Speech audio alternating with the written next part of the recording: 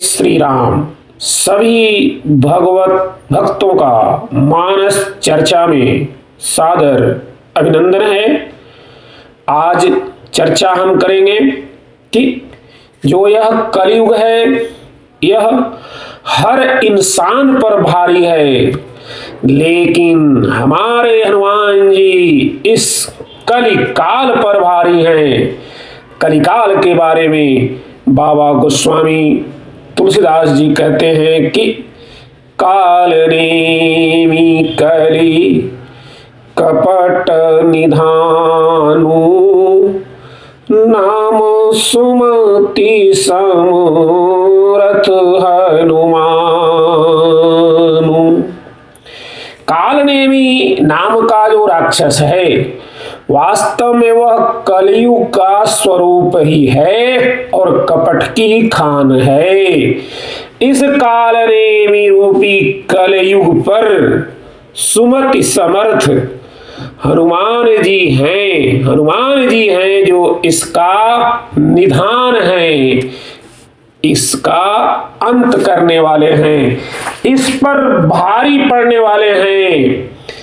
कथा आप सब जानते हैं। उसी कथा प्रसंग को आगे बढ़ाते हुए हम आज चर्चा करेंगे।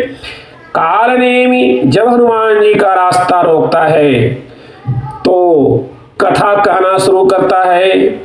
हो तो महारन रावण राम ही, हो तो महारन रावण राम ही।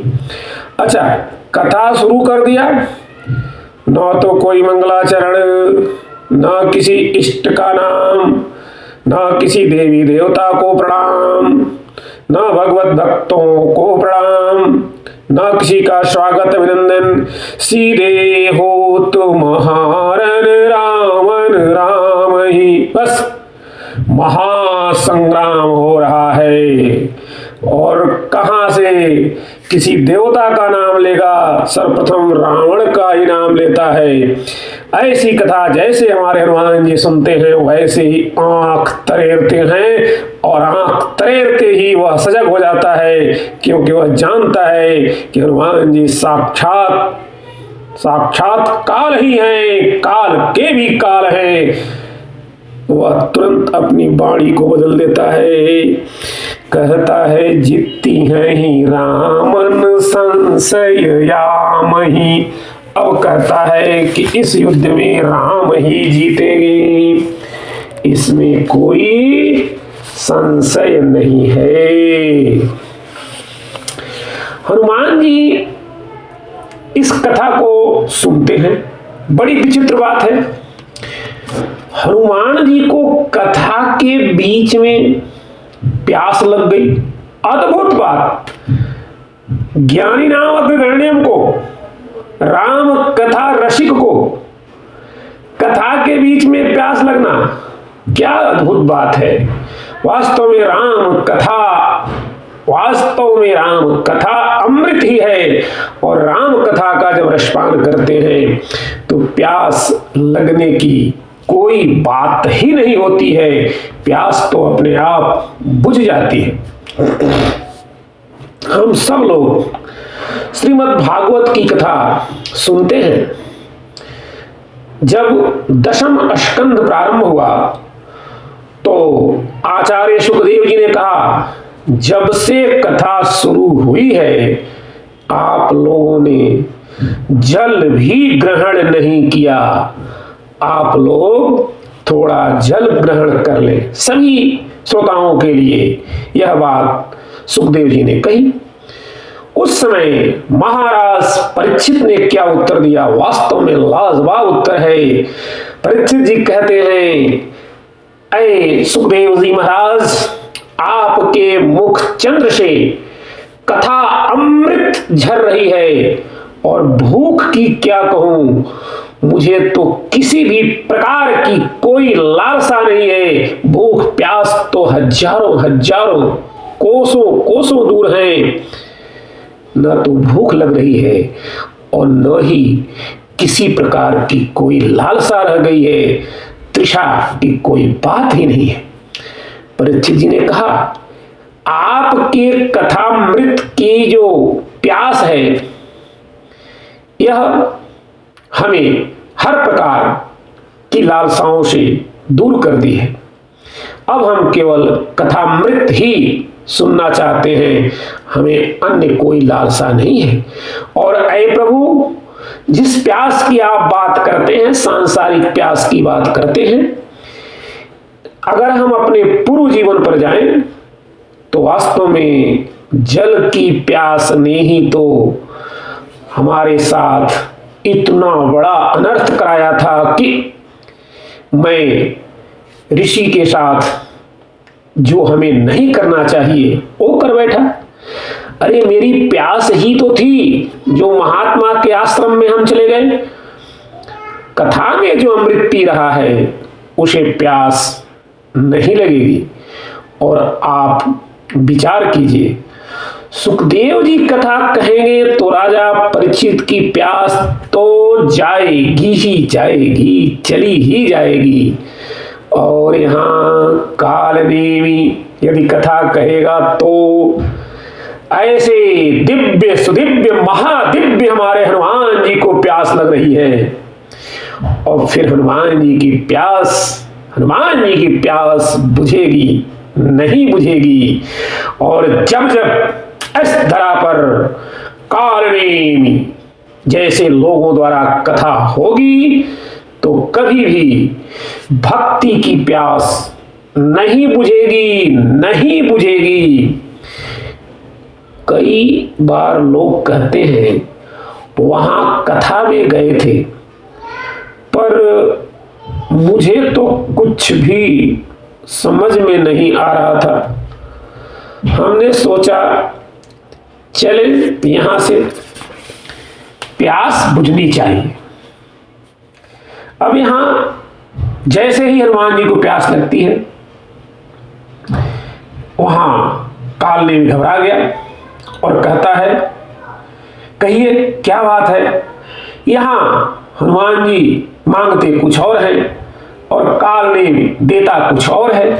हनुमान जी जल की याचना करते हैं और कालनेमी देता क्या है, मांगा जलते ही दिन्नी कमंडल। देखिए हनुमान जी जल मांग रहे हैं, मांगा जल ते ही दिन्नी कमंडल।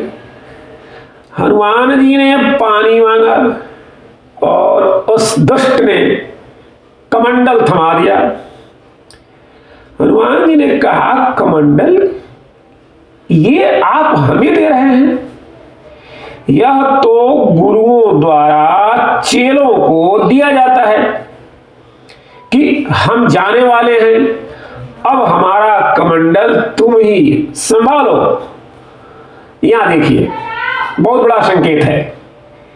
यही हनुमान जी संकेत कर दिए कि अरे भैया कालनेमी अब तुम जाने वाले हो, तो हमें कमंडल क्यों दे रहे हो? कालनेमी ने कहा, तुम्हें चेला ही तो बनाना है। हनुमान जी ने कहा, तो पहले चेला बनाते फिर कमंडल देते। कालनेमी ने कहा, हाँ हमने सोचा जो काम बाद में करना है वह पहले क्यों न कर ले। दीक्षा देना चाहते हैं। कैसी अद्भुत बात है। शिष्य प्रार्थना करे कि दीक्षा दे दो। गुरुदेव मैं आपसे दीक्षा लेना चाहता हूं, यह बात तो बिल्कुल ठीक है, पर यहां गुरु ही बेचैन है कि हम तुम्हें चेला बनाना चाहते हैं, तू मेरा चेला बन जा। बड़ी जल्दी पड़ी है भाई चेला बनाने के। कालनेमी हनुमान जी को कह रहा है, पहले स्नान करके आओ, दीक्षा देहि ज्ञान जेहि पायहु, ज्ञानी नाम अग्रगण्यम को कह रहा है। पर हनुमान जी सरल सीधे हनुमान जी चले और सरोवर में प्रवेश किए। सरोवर में प्रवेश करते ही मकरी ने हनुमान जी का पांव पकड़ लिया। यह विषय जल के सरोवर में वासना की मकड़ी रहती है। जितनी यह संसार के विषय वासनाएं रूपी जल है, इस जल के जो सरोवर हैं, इस सरोवर में वास्तव में वासना रूपी मकड़ियां ही रहती हैं। विषय रस के सरोवर में जब हम प्रवेश करेंगे तो वासना रूपी मकड़ी हमारा पांव पकड़ेगी ही पकड़ेगी, इसमें कोई संदेह के लिए स्थान नहीं है। पांव पकड़ लेने का अर्थ हमें वासना आगे नहीं बढ़ने देगी, यह हमारी गति को रोक लेगी। इसी वासना ने ही तो संसार के सभी सांसारिकों की गति रोक रखी है, भक्ति के लिए पांव आगे नहीं बढ़ाने देती है। पर हनुमान जी ने इस वासना रूपी मकड़ी पर जोरदार प्रहार किया और जैसे ही इस पर प्रहार हुआ, वह मकड़ी ने कहा, वाह रामदूत वाह, चरण पकड़ने वाले के साथ यह व्यवहार, गजब। जो पैर पकड़ रहा है उसको आप लात मार रहे हो। हनुमान जी ने कहा, जो पांव पकड़कर डुबा देना चाहे उसके साथ यही व्यवहार करना उत्तम है। कुछ तो पांव पकड़ने वाले होते ही ऐसे हैं, खुद तो डूबे ही, तुमको भी ले डूबेंगे। गाया भी गया एक गीत, हम तो डूबेंगे सनम, तुम्हें भी ले डूबेंगे, पांव नहीं छोड़ेंगे जब तक तुम डूब ही ना जाओ। ऐसे पांव पकड़ने वाले से हर भगवत भक्तों को सावधान रहना चाहिए। पर कई लोग पांव पकड़ने वालों के फेर में, पांव पकड़ने वालों के फेर में ऐसे पड़ते हैं कि जानबूझकर खुद ही डूब जाते हैं। पर हनुमान जी ने प्रहार किया, मकड़ी ने कहा, मैं दिव्य हो गई, सुदिव्य हो गई। किसी ने कहा, चरण पकड़ने वाले के साथ ऐसा व्यवहार। हनुमान जी ने कहा, जो पांव पकड़कर डुबा देना चाहे उसके साथ तो ऐसा ही व्यवहार करना चाहिए। और कथा कहने वाले के साथ, अरे वो महात्मा है। तब देखिए वहां वह मकड़ी हनुमान जी को क्या संकेत देती है। कपितव दरस भयो निसुपापा, मिटाओ तात मुनि बर कर शापा। और मुनि न हो यह निशिचर घोरा, मानहु सत्य बचन कपि मोरा। मकड़ी ने कहा, हे वानर राज, मैं तुम्हारे दर्शन से पाप रहित हो गई। हे तात श्रेष्ठ, मुझे जो मुनि का शाप लगा था वह मिट गया। हे कपि श्रेष्ठ, यह मुनि नहीं है, घोर निशाचर है। मेरा वचन सत्य मानो। वासना पर जब किसी संत द्वारा प्रहार किया जाता है तो वासना ही उपासना में बदल जाती है। कितनी बड़ी बात। जब भी हम वासना पर प्रहार करेंगे, हमारी वह वासना ही हमारे लिए उपासना बन जाएगी। मन की वृत्ति जो संसार से जुड़ी है वह भगवान से जुड़ जाएगी, और जब भगवान से जुड़ जाएंगे तो हमारा कल्याण तो निश्चित है। मकड़ी यही तो कहती है, मुनि न हो यह निशिचर घोरा, मानहु सत्य बचन कपि मोरा। अब हनुमान जी गए कालनेमी ने कहा, आओ आओ हम तुम्हें दीक्षा दे दें। हनुमान जी ने कहा, जब से आए हो सारे के सारे काम उल्टे ही हो रहे हैं, एक काम हम भी उल्टा कर दें। बोले क्या? वह काले बोलता है क्या? तो हनुमान जी कहते हैं, हम पहले गुरु दक्षिणा ही दे दे, अगर बचे रहे तो दीक्षा दे देना। ऐसी दक्षिणा दी हनुमान जी ने। कहते हैं हमारे गोस्वामी तुलसीदास जी महाराज, सिर लंगूर लपेटी पछाड़ा, सिर लंगूर लपेटी पछाड़ा।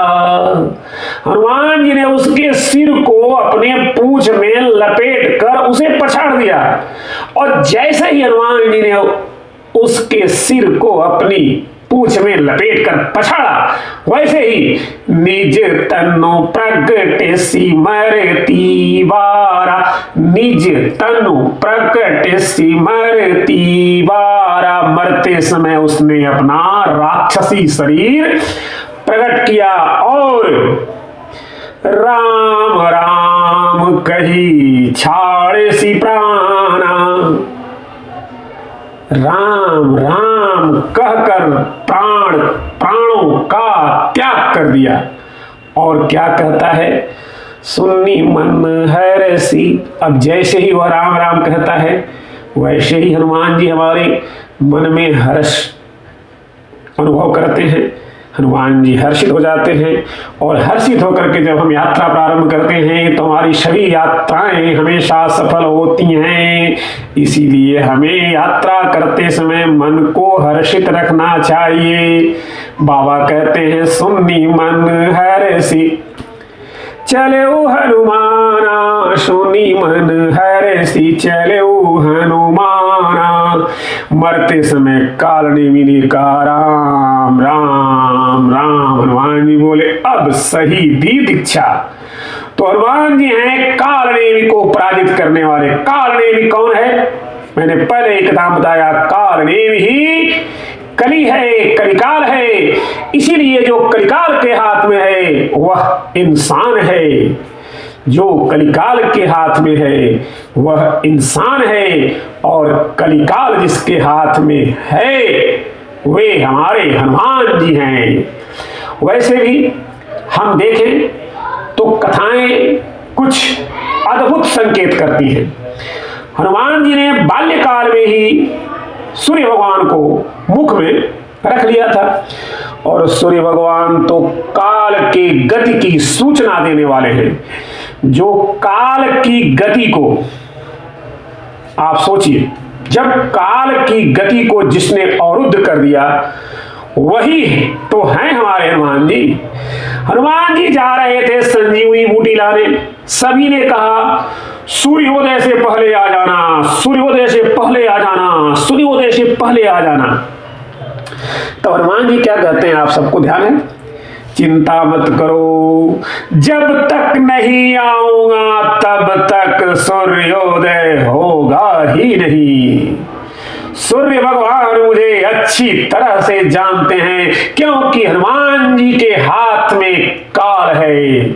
अब बाबा गोस्वामी जी ने तो हनुमान चालीसा में कही दिया, हाथ वज्र और ध्वजा विराजे।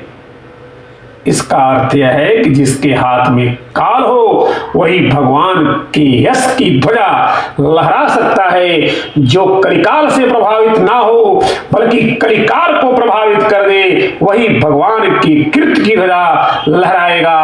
और वही हमारे हनुमान जी हैं जो कलिकाल को भी अपने बस में कर रखे हैं, अर्थात कलिकाल भी हनुमान जी के हाथ में है। ऐसे हनुमान जी हम सभी का कल्याण करें। जय श्री राम, जय हनुमान। सभी भगवत भक्तों को पुनः सादर प्रणाम। जय श्री राम, जय हनुमान।